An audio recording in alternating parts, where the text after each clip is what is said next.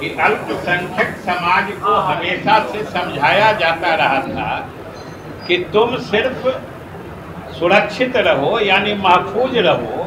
ये लोग गया के वार्ड काउंसिलर हैं जो जीते हुए, कि तुम सिर्फ हिफाजत से रहने के आगे कुछ मत सोचो।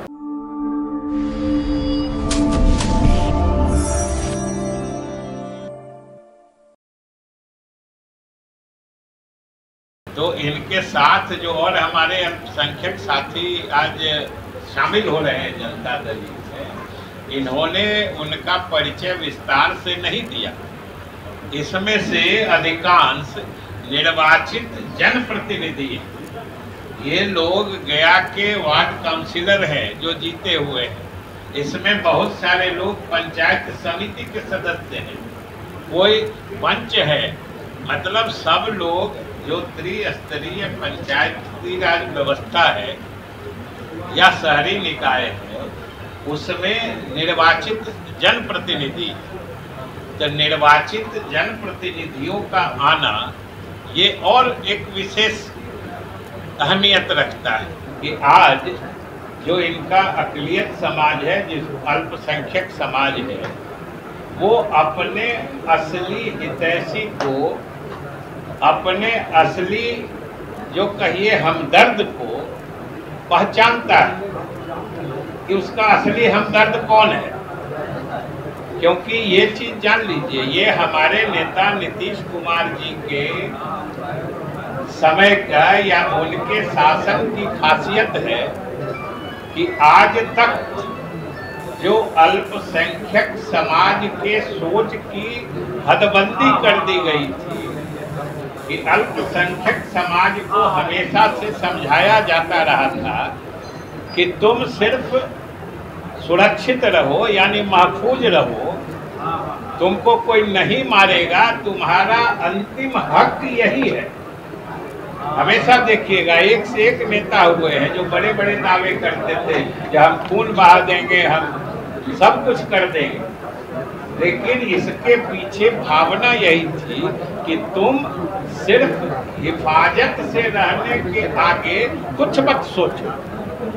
लेकिन ये नीतीश कुमार जी के शासन की पहचान है या उनकी देन है, जिसने अल्पसंख्यकों को भी इस बात का इल्म बताया है कि आपको भी अपनी माली हालत सुधारने का अधिकार है, आपको भी तालीम याफ्ता बनने का अधिकार है। क्योंकि आज तक सिर्फ तुमको कोई नहीं मारा या हम नहीं मारेंगे, सिर्फ इसी से अल्पसंख्यकों का काम चलने वाला नहीं होता है। ये अगर किसी शासन ने यहाँ के अल्पसंख्यकों को बताया है तो वो सिर्फ और सिर्फ हमारे नेता नीतीश कुमार का शासन है, जिसने अल्पसंख्यकों को यह एहसास कराया है कि आपको सिर्फ हम महफूज ही नहीं रखेंगे, बल्कि आपको हम तालीम याफ्ता बनाकर हम इक्तिसादी हालत, मतलब जिसको आर्थिक तरक्की करते हैं, हम वो भी आपको आगे बढ़ाएंगे। और आज आप देखिए कि जो आरक्षण है, जो लड़कियों को वजीफा दिया जा रहा है पढ़ने में, और हम तो जो सरकार की तरफ से नियुक्ति पत्र बांटे जाते हैं, मैंने कई कार्यक्रमों में उसमें शिरकत की है और मैंने देखा है कि उसमें अल्पसंख्यकों की भागीदारी लगातार बढ़ती जा रही है। और यही है असली हसबखा, यानी असली हमदर्द होने की पहचान, जो आपको माली और माशी दोनों हालत सुधारने का काम करता है और वैसे मंसूबे तैयार करता है। यही पहचान है हमारे सरकार की।